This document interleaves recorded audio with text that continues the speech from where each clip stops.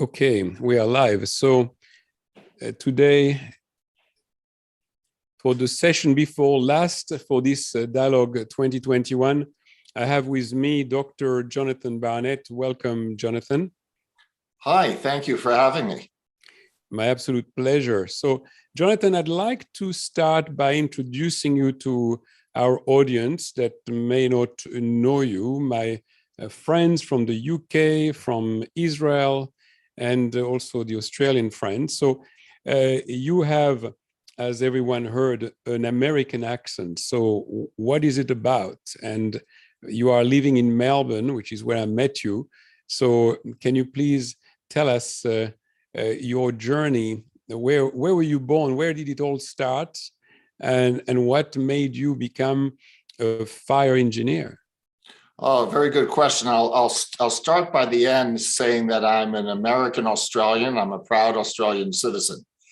I grew up in New York City and went to university in Worcester, Massachusetts, a place called WPI, where I studied civil engineering.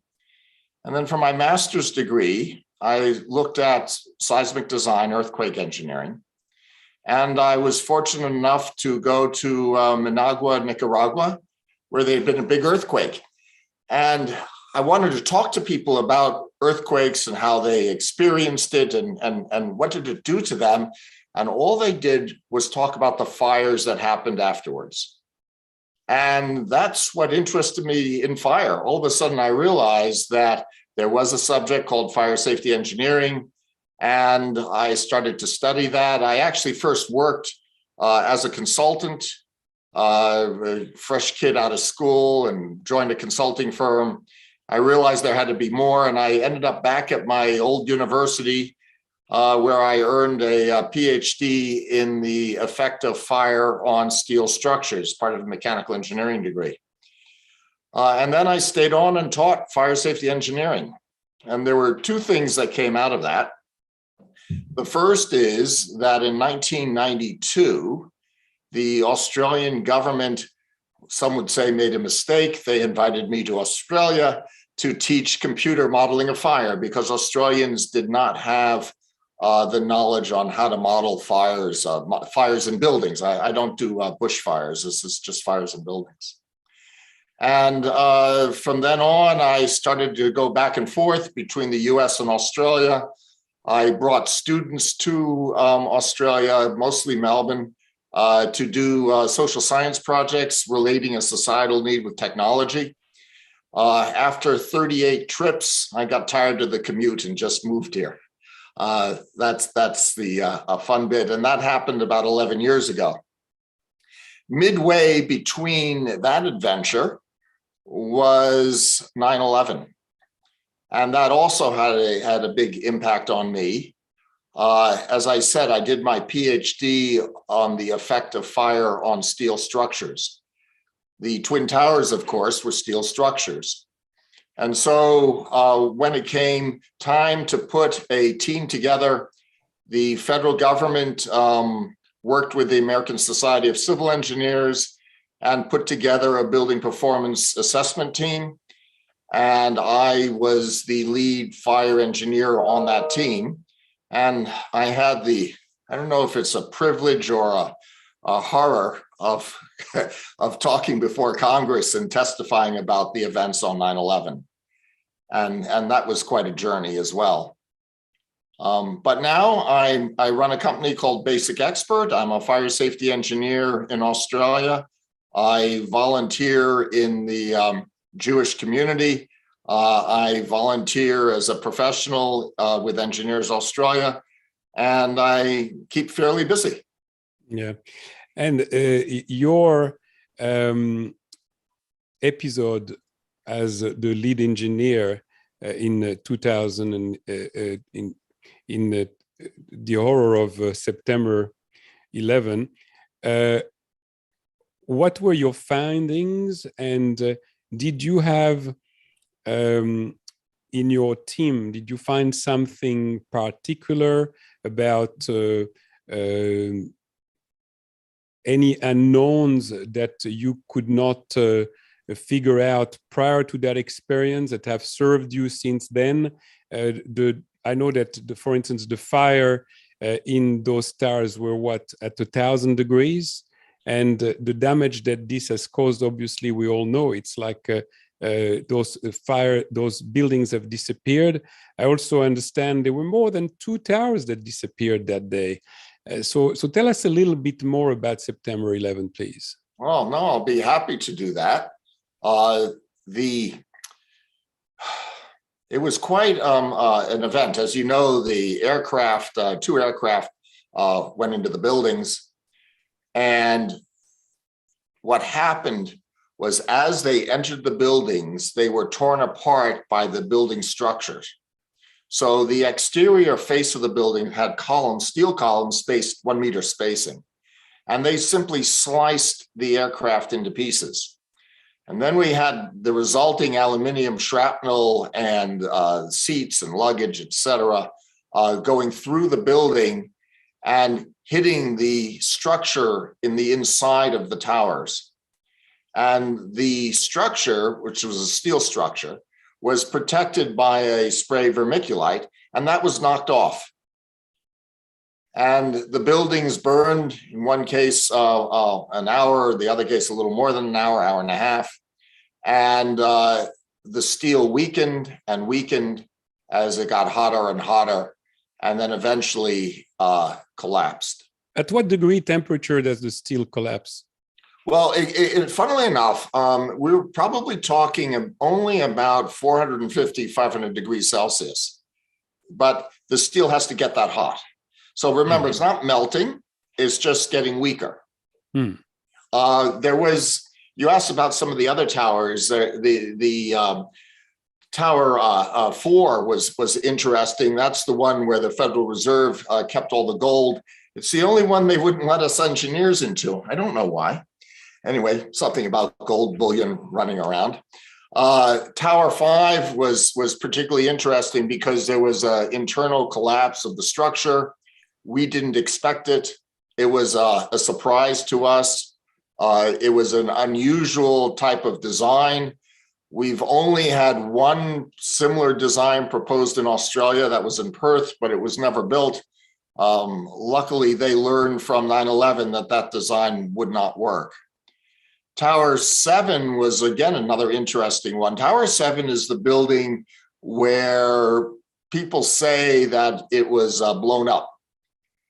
But it's interesting. You can make the building collapse the way it did if you cause column 79 to fall. So that's just one of the columns that was in the inside of the building. Mm-hmm.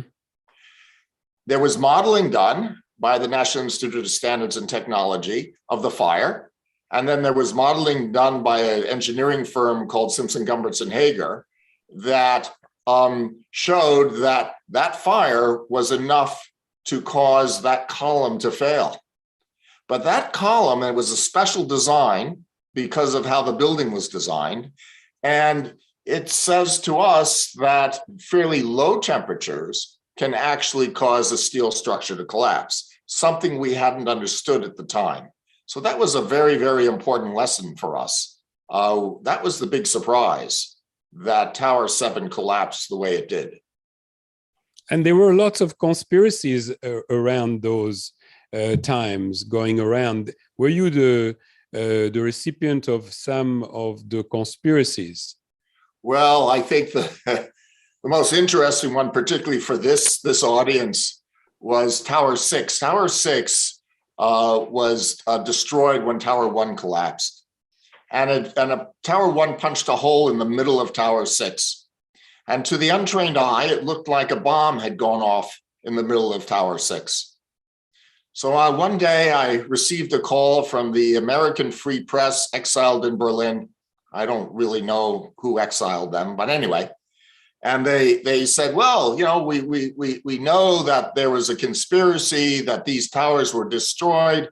There were no Jews that were killed. It was a Jewish conspiracy. And I said, wait a minute. Sorry, but that's not the case. I will have to answer your questions, but you should know that I'm Jewish. So then all of a sudden the conversation went from, well, Dr. Barnett, please tell us what you think. It went to, well, Rabbi Barnett. I became a rabbi faster than anyone in history. It was exciting. And but those people, who are they exactly?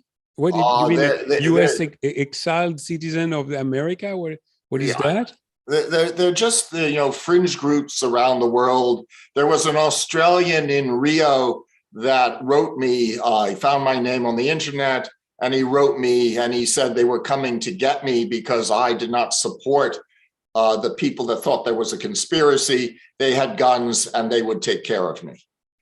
So I've had death threats. For one point I was in the top 10 most wanted list of these conspiracy nuts, most wanted, where they wanted to do me harm. It's just a lot of people get very emotional, and I think a lot of it, in my opinion, is because government often tries to hide the facts, and when you hide it, then people imagine the worst. And I think that's what we saw on 9/11. And so fast forward all the way until today, you live in Melbourne, Victoria, Australia, and we recently had some interesting policies regarding cladding in buildings. For people who don't know what cladding is, it's a material that is a petrol-based material, but it's built in such a way that normally it would only take fire at a very high temperature.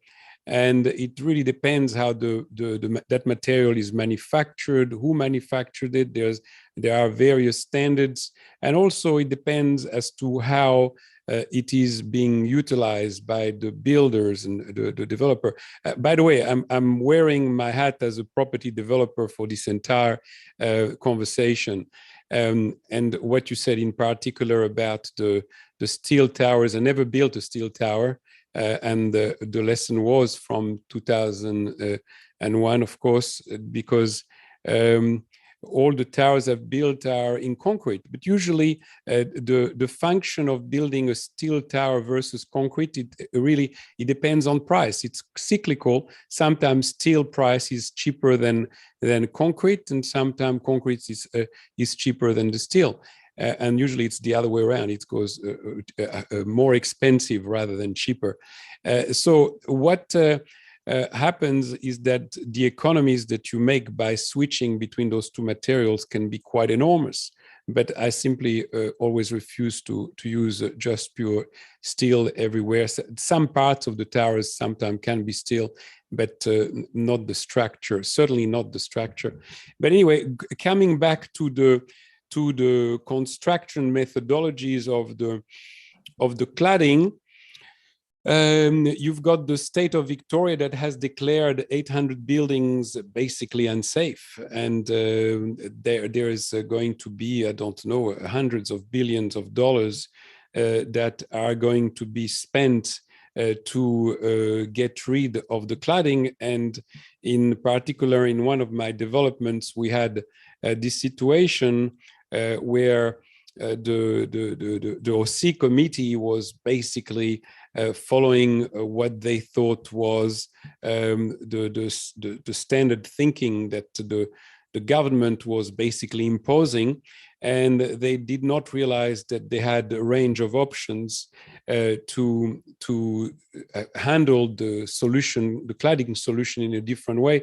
So that's when I met you, Jonathan, because I was absolutely determined not to have the cladding taken away from that building, because I know that when I did this, I was particularly careful of not utilizing cladding in a way that it would be contiguous, because I was very well aware that if you use it in a contiguous way, it could have a very nefarious effect if there was a fire. And it was used as ornament. I've only used it externally. I made sure that there was nothing internal. I made sure that there was no electrical outlets near the cladding. I mean, I really taken care of this in so many ways. And then to see some individuals wanting to really destroy what took me months of planning, and to make sure that it was done properly was really heartbreaking. So in any case, I got you involved, and you did an incredible job, because you rebuilt part of the building in one of the labs or in Melbourne, outside of Melbourne, because that lab is enormous, the fire lab. I've never been to a fire lab like that. And it was extraordinary. We had the city of Melbourne that sent their fire engineers, all the people that are involved in Cladding Victoria and so on. And they observed that after many hours, that the cladding was not affecting anything, like it was not taking hold of parts of the building that should not have been taken hold of, and so on. So tell us about that and the results. I'll let you to tell us about what the final outcome was. Well, I'll be happy to do that. Let's turn back the clock about 14, 15 years ago, when we started to see the first high-rise fires with combustible external cladding. So it's the external wall. And the type of cladding we're talking about is an aluminum composite panel with a very thin polyethylene core, about 4 millimeters. So it's quite thin. There are other combustible cladding issues. Expanded polystyrene is common, and that's also a difficulty that we've got, particularly in Australia, but we find it in North America as well. There have been fires, of course, going back to the 1980s in these kinds of buildings systems, but not in Australia. So anyway, in 2014, we had the La Crosse fire, and that was in Melbourne. That scared everybody. No one was hurt. The building was well designed, but the cladding ignited and spread up the side of the building, just up one section. And then a couple of years later, we had a building on Spencer Street with, again, another fire in that product. The government panicked, however, when the Grenfell Tower in London burned, and 72 people died. We've been listening to the public inquiry. It's been going on for a couple of years. That whole event is about to switch over to a criminal investigation, where there will be, I believe, corporate manslaughter charges brought against many of the parties that were involved in the construction, design, maintenance, funding of the building. In any case, in Australia, after Grenfell Tower, governments panicked. In Victoria, in particular, the minister took strong action, put a committee together, and that resulted in an organization called Cladding Safety Victoria. They were given only $600 million to fix all the buildings with problem cladding. And as you said, Albert, there are over 800. Clearly, 600 million isn't enough. We need much more money. But that aside, the buildings started to be ranked in terms of how risky were they. And I believe your building was not ranked as very high risk, was ranked as a problem. And when we went to your building, and I remember looking together, I'm thinking to myself, I think this building is going to be okay. But in order to get the council, the city of Melbourne, to agree to leave the building the way it is or just do some minor work, we had to prove to them it was okay. And I was thinking to myself, well, we could do a test, but I'll never convince this rich developer to spend money to burn part of his building. Well, not in place, but in the lab. And then out of nowhere, Albert, you said, why don't we do an experiment and see what happens? And I said, oh, this is someone who's unusual. So I think that was my first impression of you. I thought that was great. We did rebuild part of your building, a section of it. We repeated the test 3 times. So we did 3 replicate tests, and we showed that the way the cladding was installed in your building, the fire was not going to spread floor to floor to floor.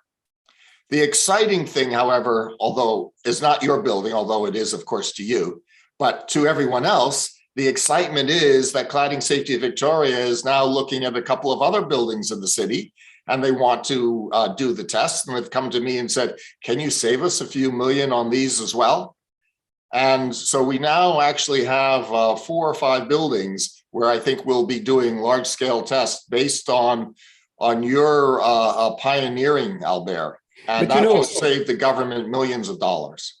And to the credit of the government, and believe me, I don't give the Victorian government much credit, but the facts change and they followed the facts.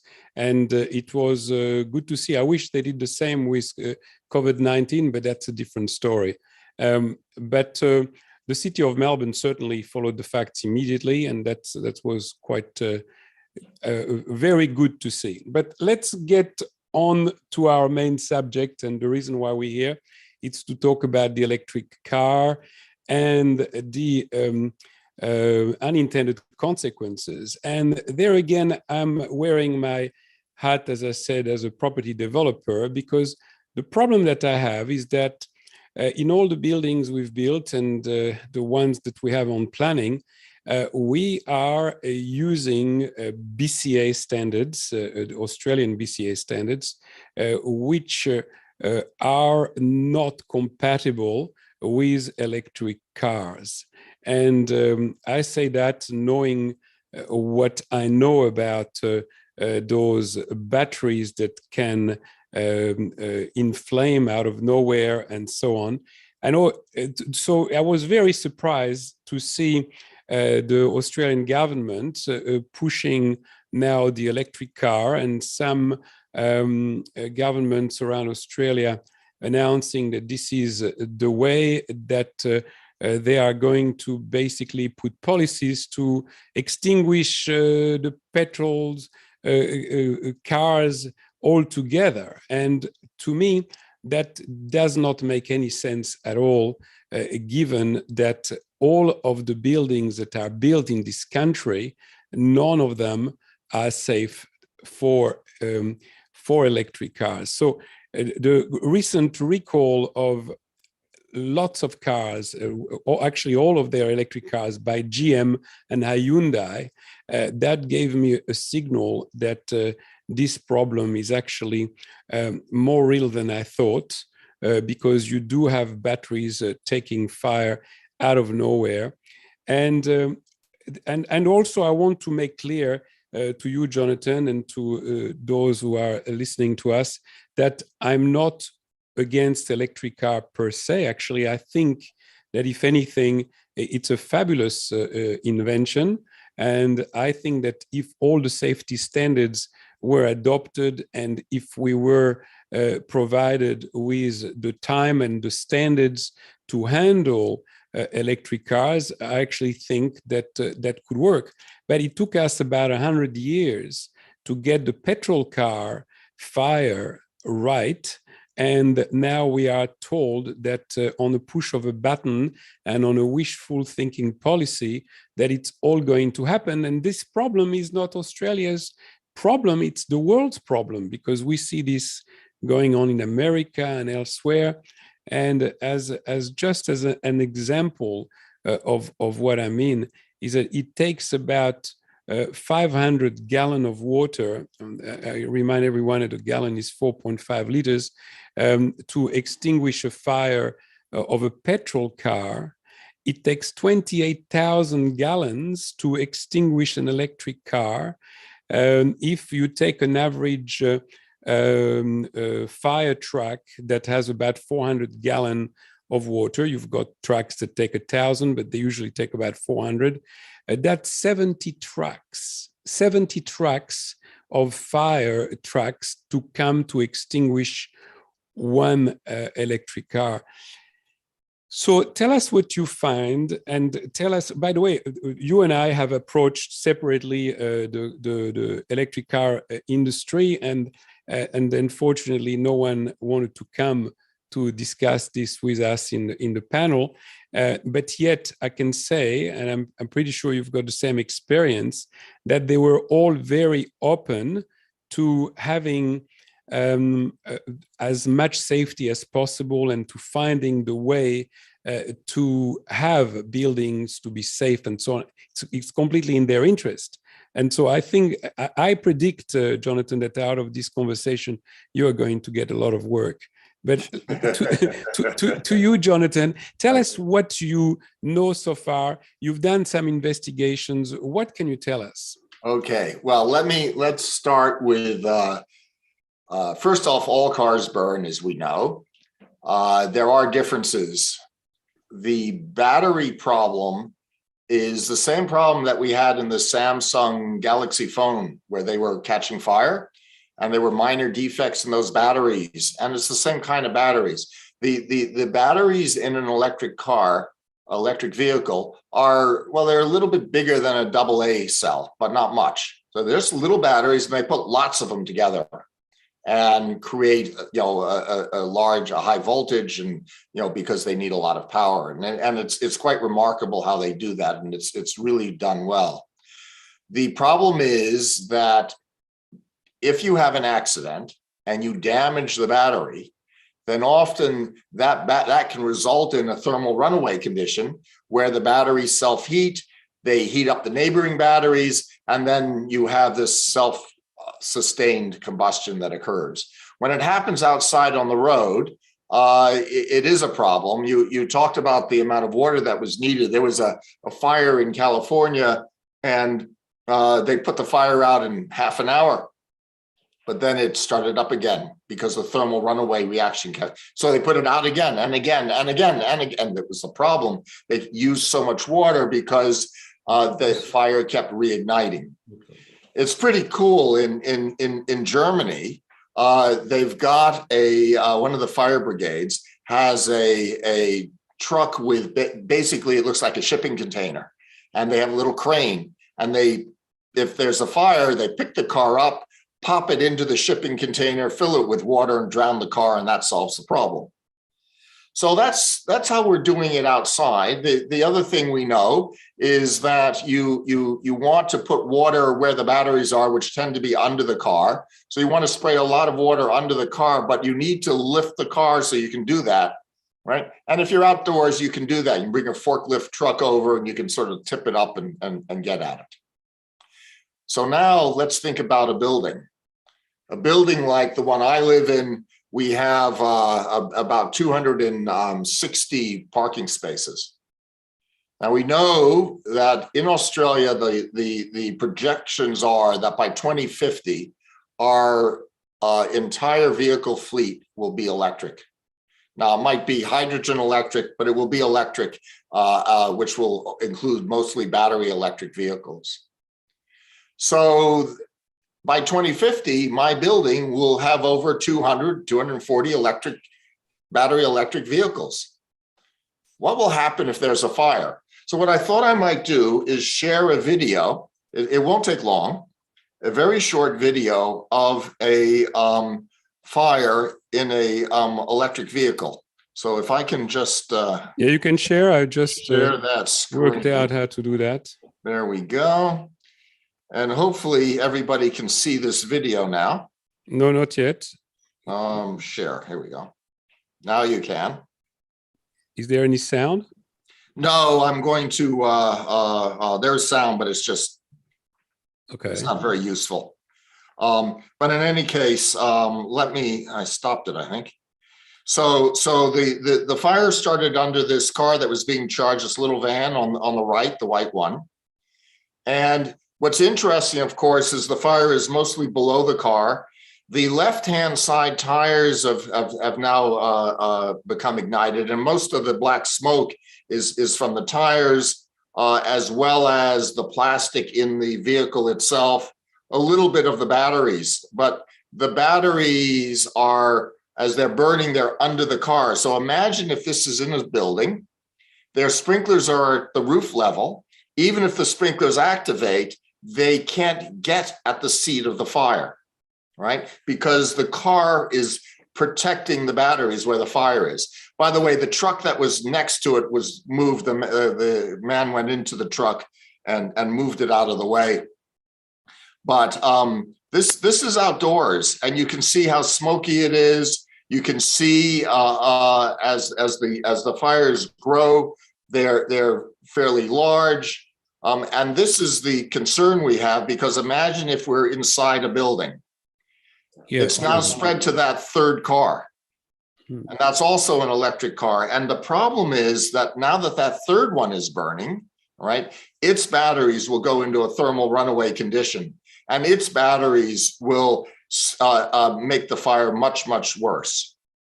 So I think that's all I want to do in terms of showing video. So let me try to unshare my screen here. Not that I know how to do that. So there are lots of questions coming out of this. Is there anything else that you would want to share? Okay, that's no. fine. Well, I've got some other slides. I could have unshare from my end, but that's fine. So we saw though that smoke that comes out. Is that smoke toxic? So because it's mostly plastics in a modern car, any car fire is toxic. In fact, all fires are toxic, right? There's hydrogen fluoride. There's some nasty things in batteries, but they're no worse in terms of you're going to die from the smoke, whether it's from the hydrogen fluoride or the carbon monoxide or the other plastics. You will succumb to that. So if this happened in a car park inside a building, nobody can go to that spot. I mean, even the fire engineers, the fire fighters, they would need to have special equipment, and they would need to have masks and so on. How do they get to that? So they have all that equipment for fighting regular fires. So they know how to get to the car. They know how to put the fire out, but it will reignite. And the difficulty for them is that these fires will continuously reignite. They're very hot. The sprinklers, so a large building like mine will have an automatic sprinkler system. And the brigade usually depends on the sprinklers to manage the fire, where water comes out of the ceiling, nozzles, and simply controls the fire. But because of the nature of the batteries and the location of the batteries, that water is ineffective. So the difficulty is that certainly in Australia, where we have reduced the structural fire resistance of our buildings, so the ability of the structure to withstand the fire so it doesn't collapse, we've reduced that because we put in sprinklers, because we have modern designs and we have tests on cars to show it's safe. But Albert, as you said, those tests are based on old technology. The cars that we tested that became the basis for the building code of Australia that we have today, those cars were from the 1960s and 70s, right? They were burned in the late 80s, early 90s. So, but from what you said right there, Jonathan, the sprinklers, they are also in the wrong spot. It sounds to me that they should be at the bottom, sprinkling up towards the battery instead of being up in the ceiling going down into the car. Is that your view? Well, you actually, so that's one possibility for a new building, but you need both. You need both systems depending on where the fire starts. If the fire starts in the passenger compartment, which is where most fires start, then you need the sprinklers in the ceiling. So there are special sprinkler heads, all right, in the floor. We use those for airplane hangars. So they're nozzles that pop up out of the floor and spray under the wing of an aircraft. So that's quite normal. We have such systems. The other systems that we've got, which we could perhaps use on an existing building, is what's called a low pressure water mist system. So sprinklers have fairly large droplets. It allows the water to penetrate in through the flame. But a new type of system developed about 20 years ago, mostly in Europe, uses a very, very fine mist. And that mist, as it is heated by the flame, it immediately turns to steam, displaces oxygen, and the conversion of the water to steam absorbs heat. And it works like a gaseous suppression system, like you might have in a stove kitchen, for example, in a restaurant. And so I imagine that we could take a tap off of an existing sprinkler system, create a water mist system around the car, right? We might have to have some special features so that we can contain the water, but I think we can manage this. The problem is the words I used. I think we can manage it. We need to know we can manage it. We need to find cost-effective ways of doing it. We need to do research, do testing, identify how to do it right. Now, the exciting thing is you said earlier that you talked to some of the industry and they said they want to solve the problem. I expect to have a forum, a meeting, probably in March of this year.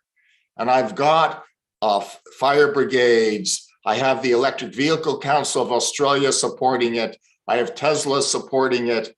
I have the Underwriters Laboratory International. I have engineers. I have universities. And they're all going to come together with this forum. We're going to identify what we don't know, identify what research we need to do to understand the problem and how to solve the problem. And then the trick will be to raise the, $15-20 million that we need to do this. Yes, but Jonathan, so my prediction that you were going to be busy, actually, it has already happened. So it's a useless prediction. So tell me, in this instance, what I'm interested about is the existing buildings with their existing car park. So let me tell you, the BCA standards in Australia is 2.1 meter high for a garage underneath a building, 2.1 meter high. There is no way in the world that you can get a fire brigade to go through that entry. So if you have today, if you have an electrical car taking fire inside a building garage that is built according to the BCA standard, which is, in my view, 100% of the buildings are built in that fashion, there is a possibility that that building is going to collapse, because if the fire cannot be contained, then I take you back to what you said, the temperatures that you had in September 11 were 400 degrees centigrade. And we know that an electric car burning is at 2,600 degrees centigrade. So there is a vast difference. A normal vehicle, I think, a petrol car burns at 800 degrees centigrade. So there is a vast difference between a petrol car and an electric car. That gap in safety has not been addressed. And I'm totally alarmed that governments are jumping in the bandwagon. Look, it all started with Elon Musk, and very good that he created, first of all, a little cottage industry. And that's fine, as long as it was Elon Musk doing his Tesla thing. But then suddenly Tesla took off and he became the richest man in the world. And I don't think it ever happened that a car manufacturer became the richest man in the world. And so that, of course, has excited, because they could see that trend a few years ago. All the Ford and all the GMs and so on of this world, they all jumped in the bandwagon, and suddenly this is becoming the way of the future, by the mere fact that economically it seems that those companies have found a way of renewing themselves. And so basically they are using the economy and their stock market prices and so on to actually push this through. All very good. I'm totally into the capitalistic world, so I'm all okay with that. But also that's where we come in, and we also need scrutiny, and we also need to be able to. What happened there, Jonathan? Sorry, I'm going to share some. I'm going to keep talking because I'm going to share. No, that's fine. Something with you. So that scrutiny is exactly what this fora is about. So go back to my initial question: is how does a fire fighting truck penetrates into a building today? If that happens, what are the consequences? Right. So first, let me show you the economics. You can see we're not far away from where it will be cheaper to buy an electric car than a petrol car. These are prices in Europe. So Australia will lag a little bit in that. But, is that Jonathan? Is that with or without subsidies? That's because there's a lot of this is without subsidies. Okay. All right. So in Europe, the crossover point's almost on us. It's quite something. I think in Australia we still have time. I think that we'll be at about 20% electric vehicles within 10 years. That's at least, so that gives us time to solve some of this. I'm going to show you a car park. There's a car park in Australia. And as you see, the ceiling is not very high. You certainly can't get a fire truck in there. There may be some ways. There are special fire trucks that are very small and very light. And in fact, Israel has about 100 of them paid for by the Friends of Israel firefighters. I was the technical director of that group 12 years ago, and we sent 100 trucks to Israel. And they're little ones, so they can go through the narrow streets of typical old cities. And those kinds of vehicles we may have to buy here, but that doesn't make sense. We need to fix our buildings so that they protect themselves. But then if they are small vehicles, they don't have any water. No, so you will need to tap onto the water of the building, of course. And that's another thing to consider for BCAs, is that if the water has to come within the building itself, then that is a whole issue in itself that needs to be resolved. So the larger buildings will have that water supply. So that's good. Remember the video I showed of the cars being charged, the one with the fire. If you're going to retrofit charging stations into car parks, you're going to put them on columns because that's sort of the natural place to put them. And you could very well end up with 2 or 3 cars using a charger off the single column. So they're next to each other. And what are they next to? They're next to the column that holds up the building. And so just as you say, Albert, I think that we have to be very careful how we do this, or we may very well find ourselves bringing a building down. And that's scary to everybody, especially the firefighters that have to be in the building. Now, we do have some science. I'm going to just skip some of these slides. We have some tests. We have some knowledge about how cars burn, but we don't have knowledge on how to put the fires out. And that's what we need to study. That's the trick. The other thing that we have, and I don't think you have any in your building, but there are car stackers. We are stacking vehicles, in some cases, 10, 12 vehicles high. And imagine now if we have electric vehicles and they start to burn and they're now burning in a vertical array. Yes, we can get underneath them, but how do we manage that? Well, let me tell you, even within that vein, now there are car stackers that are totally automated. That is, you arrive at the building, you just place your car on a machine that takes your car inside the garage. You get out, of course, it takes your car and it places it somewhere. So the system knows where your car is. When you need it, it will retrieve your car and take it out. And this is started by Germany. But now there's some other countries that do that, of course. And we certainly have those buildings in Australia. I know some in Melbourne and Sydney. And they are fantastic systems because I tell you, you are able to fit a lot more car in smaller spaces. So it brings the yield of the building. It's a much better yield for the developer, that's for sure. I did consider those solutions myself in the past. So it's not, what I'm saying is absolutely not new, but it works as long as we're talking about petrol cars. Because if, let's say that all the cars are electric and you pile them together in that way, then there is absolutely no way to get to them. I just can't see what kind of solution you can come up with as far as that is concerned.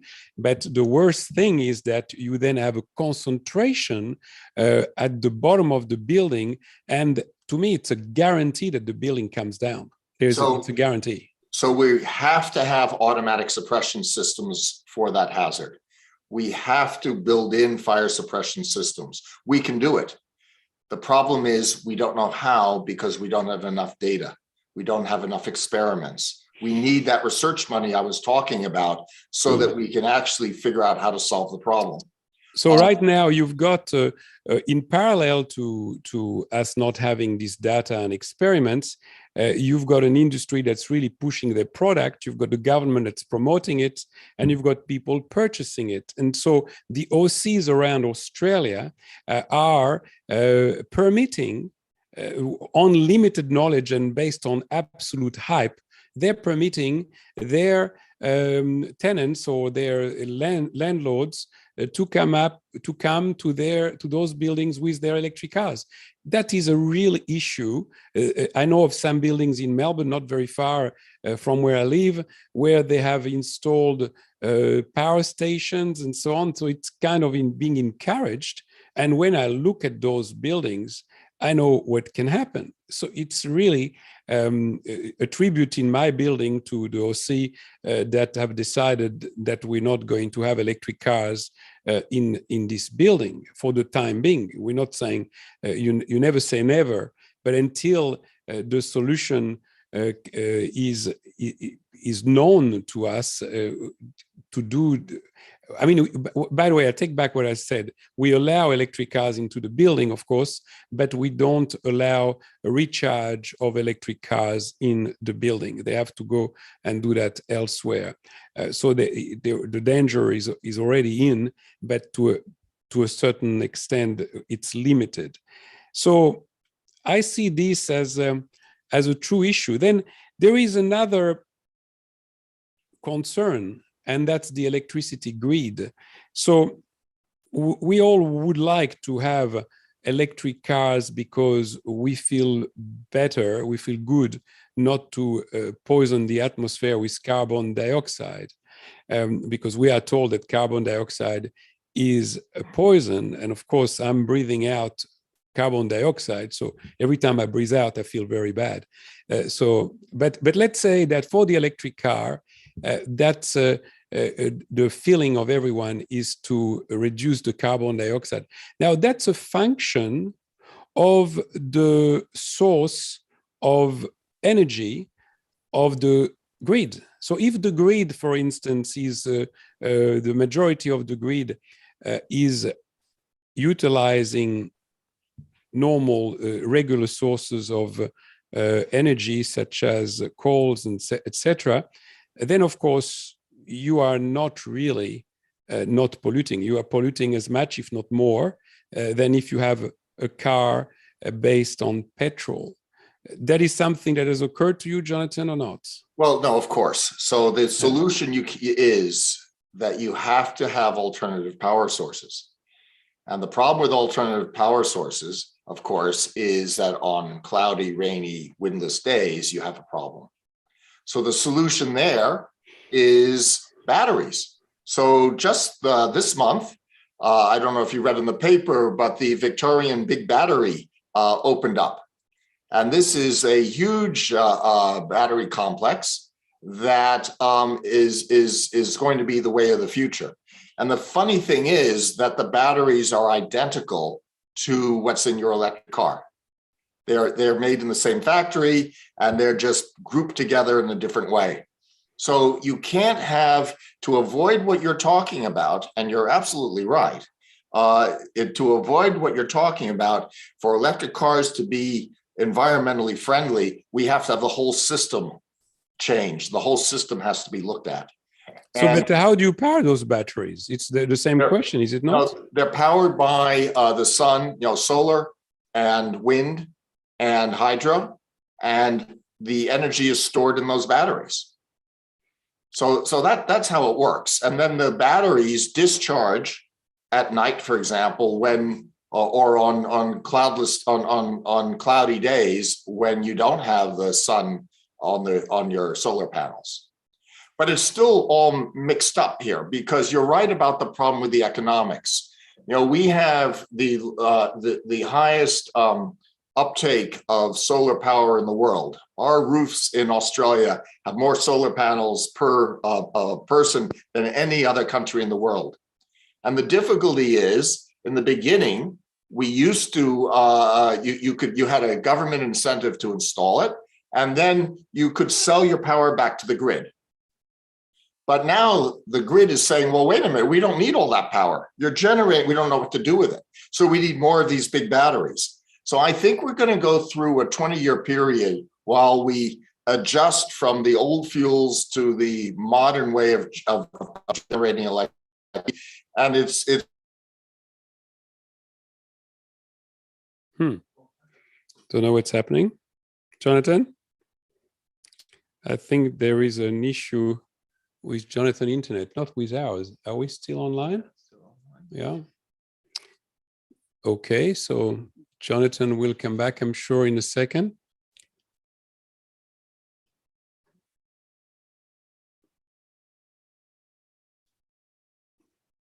Let me call him. Call Jonathan Barnett. Calling Jonathan Barnett, home. Can you check that you have internet on your side? Right here, good. Jonathan?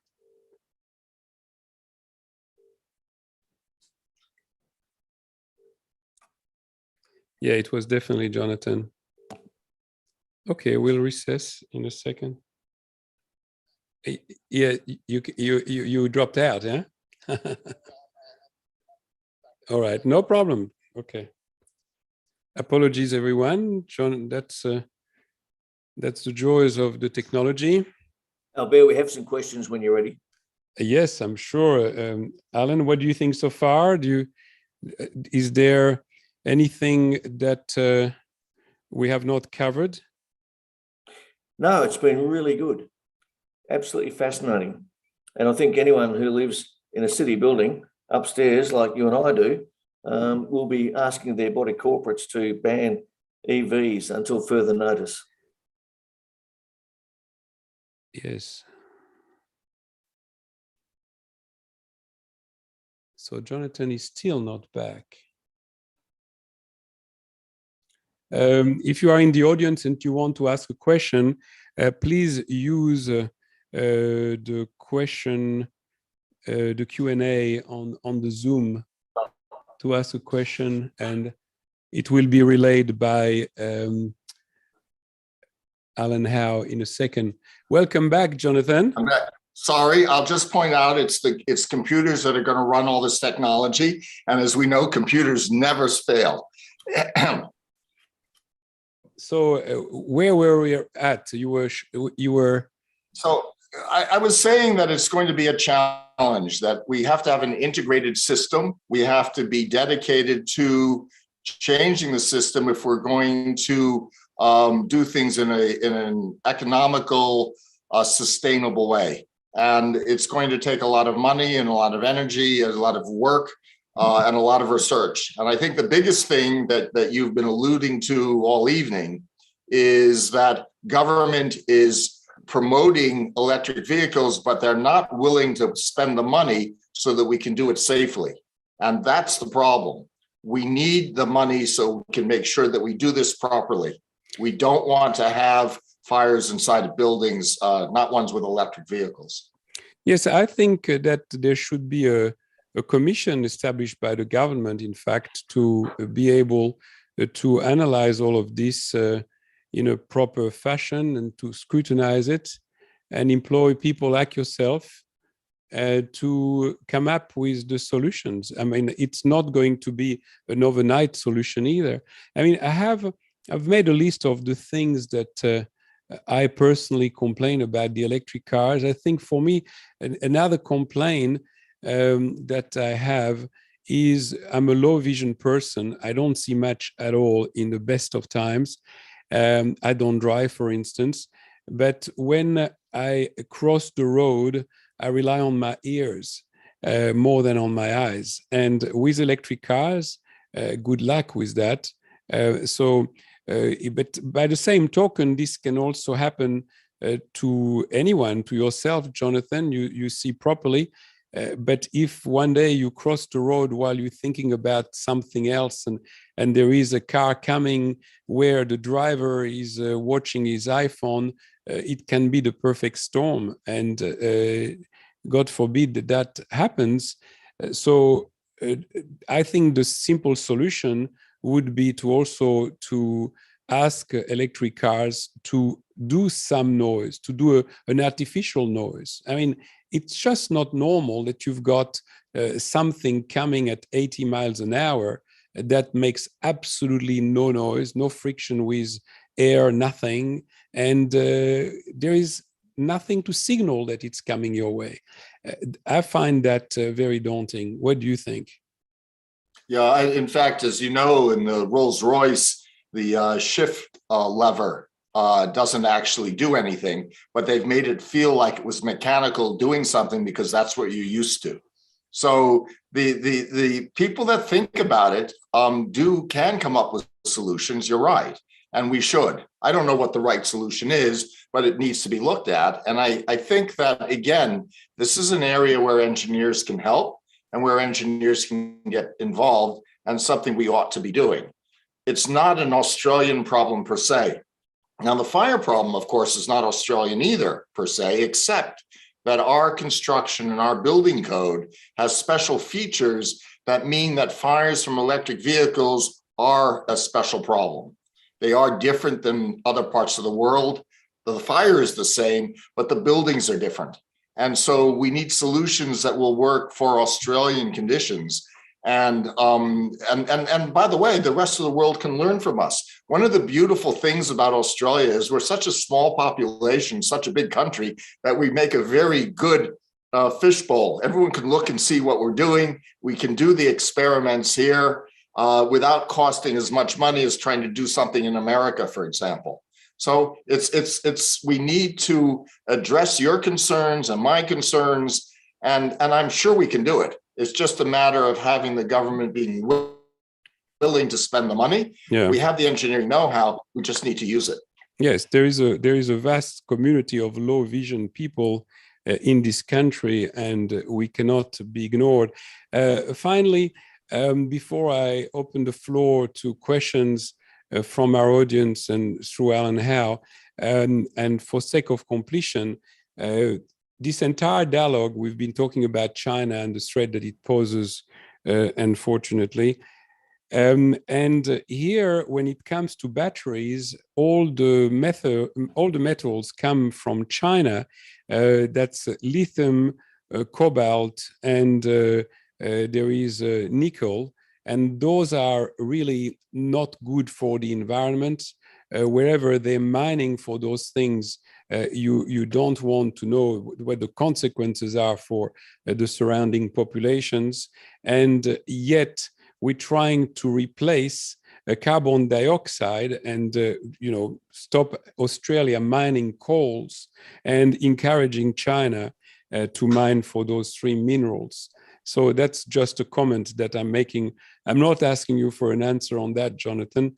So Alan Howe, can you step in and with the questions from our audience, please? Yes, and thank you, Jonathan. That was absolutely terrific. A couple of housekeeping questions, and they might be simplistic. I apologise for that, but they're also questions I'd like the answer to. With September 11, once the aviation gas had burned, and presumably that was all expelled in the explosion, what was it that was burning in the buildings? So that's a really, really good question. So the aviation fuel all was used up in about 7 minutes, we think, based on the size of the fireballs you saw outside, about 10,000 gallons of fuel per aircraft. And so you calculate what was left inside, should have burned about 7 minutes. These were ordinary office fires. They were just the normal contents of an office. And the reason that the buildings collapsed was the fireproofing was knocked off the steel. Jonathan, would those buildings have been better protected had those planes been at the end of the journey with not as much fuel, or wouldn't that have made a big difference? It wouldn't have made much of a difference. It really, the fuel was sort of just like a lighter fluid on your Barbie. You don't need a lot to get the coals burning. Yep. When it comes to Grenfell, and we all watch that live on television in horror, particularly those of us who have lived for lengthy periods in London, that cladding, even the word cladding, it's sort of fairly new to me. I'm not too sure when I was in primary school that people spoke about cladding on buildings. Is cladding aesthetics or is it functional? Well, okay, so it's a bit of both, and it depends. So if you have what are called sandwich panels, they're anywhere from, let's say, 2.5 to 5 inches thick. Pardon the American units. They have insulating core and a steel panel on either side, and so that's also cladding.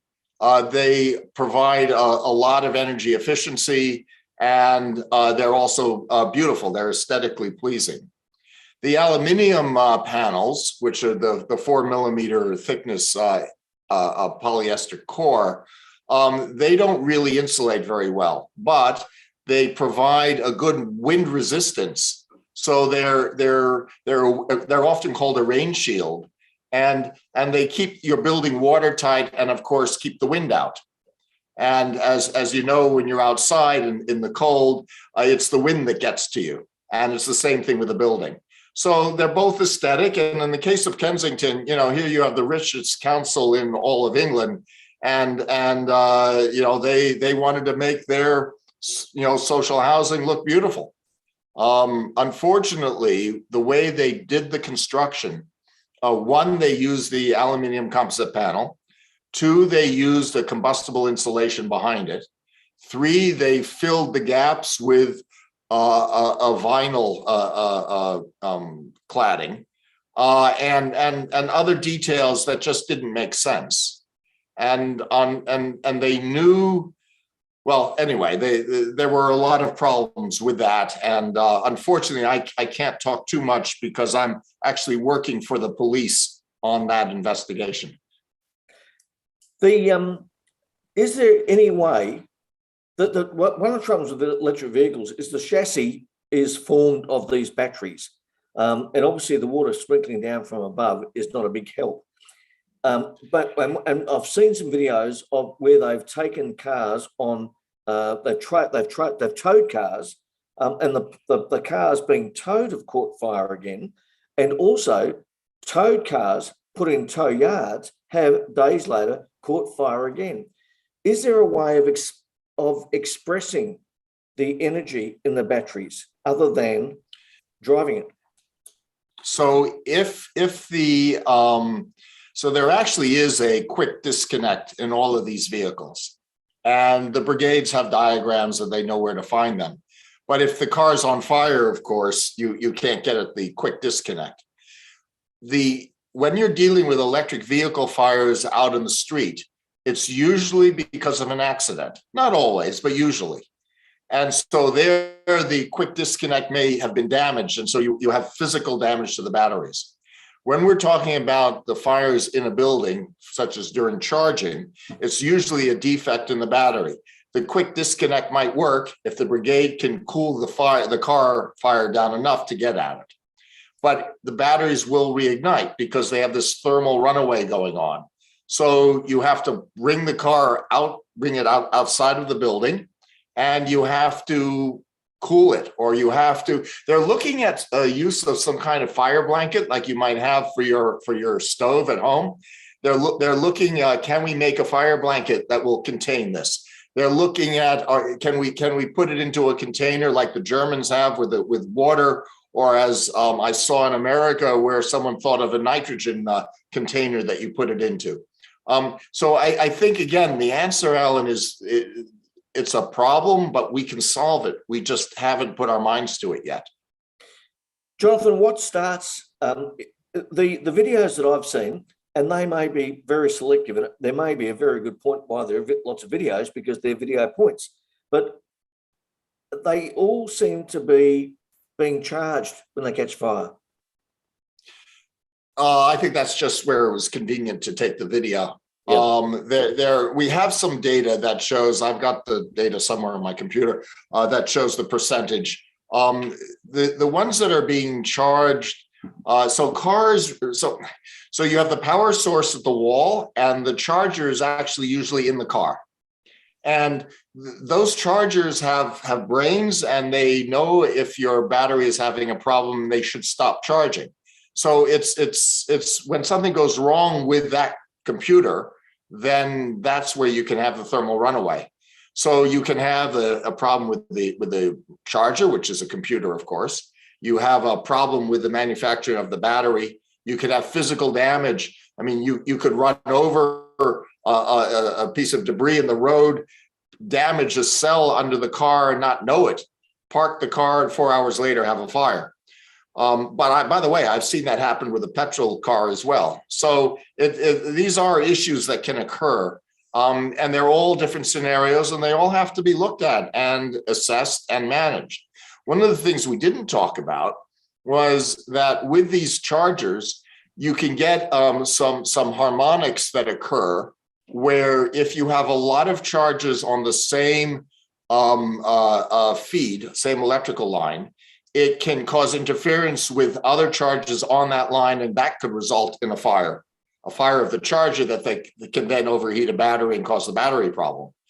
Our electric codes don't really address the concept of 2, 3, 4, 500 chargers in one building off of one feed. We just haven't put our mind to how to resolve that. But certainly that's a problem electrical engineers can manage as well. Jonathan, until quite recently, I lived out near Tullamarine Airport, and I was a member of the local CFA. And we were sort of backup water supply. We weren't firefighters for the airport, but we had access to the airport. And in the event of there being a fire out there never was. There could be bushfires out there, and that was our responsibility. But we were just backup water supply. Nonetheless, they had the capacity to fill the hangars at the airport in 3 minutes with firefighting foam. Is that the alternative to sprinklers on the roof? The problem with firefighting foam is it tends to be carcinogenic. So we don't really want to use it. That is a solution. In Spain, they use foam for car stackers, but we're trying to phase it out. It has environmental issues as well as carcinogenic properties, and so it's something we want to avoid. But again, the water mist may very well be the solution, because that's just water, but extremely, it's a mist. It's like fog, except it's enough to actually put out a fire. I mean, so it is, the big battery I was talking about. I'm sure that as a former CFA member, you heard about your mates that had to deal with a fire at the big battery while it was under construction. And again, it took time to put that fire out. But the good thing is that the module that was involved was replaced within 2 weeks of the fire. So again, it's just popping out the battery from your torch and putting in a new one. I mean, that's the beauty of the technology, is that we can do a lot of clever things with it, as with well-engineered products. Jonathan, just the last question. As we all know, insurance companies run the world, and surely insurance companies will just say to building owners and developers, you know what, we won't cover your building with electric vehicles beneath it. That's my fear. I'm a strong advocate of electric vehicles, by the way. And if you haven't driven one, you should. They're amazing to drive. We've got to solve the problem before we have the loss. Right now, so my building has combustible cladding on it. I was lied to by the developer because I asked about it. I bought off the plan and he assured me it did not have combustible cladding, but he was wrong. Lied to is the wrong word. He told me the wrong information. Whether he knew or not, I have no idea. The insurance went from $40,000 a year premium to right now it's $205,000. Jeez. Okay, thank you, Jonathan.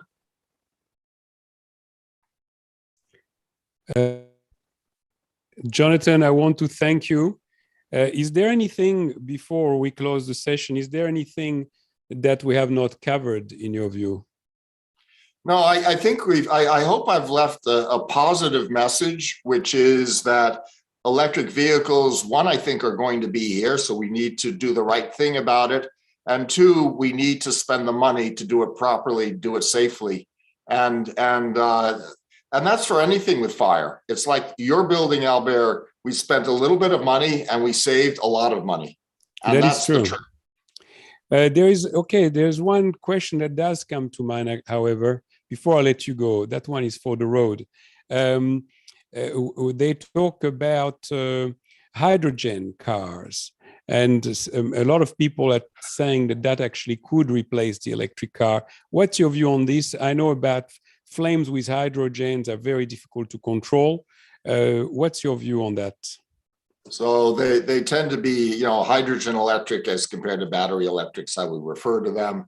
The problem with hydrogen is the flame is invisible. And in America, where they were doing some testing, even 20 years ago on hydrogen vehicles, they actually the people running the tests, so the engineers and scientists, some of them were hurt because they walked into the fire without knowing it was there. So again, it's a problem. It's a technology that we need to manage. We cannot just think that it's simple and we don't have to do something different. We have to do something different. It's just the question is what? Very good. Well, Jonathan, thank you so much. We'll see you soon at a Shabbat dinner, but not before January, because I'm going away. Hopefully, by the way, I don't know yet if I'll be successful. I'm only trying to go to Queensland. And believe me, it's harder to go to Queensland than to flying to the United States. Well, I have a friend who went to Queensland for the weekend, and he just got a message today that he was exposed to COVID on the flight to Queensland. Oh, and he has to quarantine. So I'll just leave it with that. Safer to drive in your electric car. All right. Thank you, Jonathan. Talk to you very soon.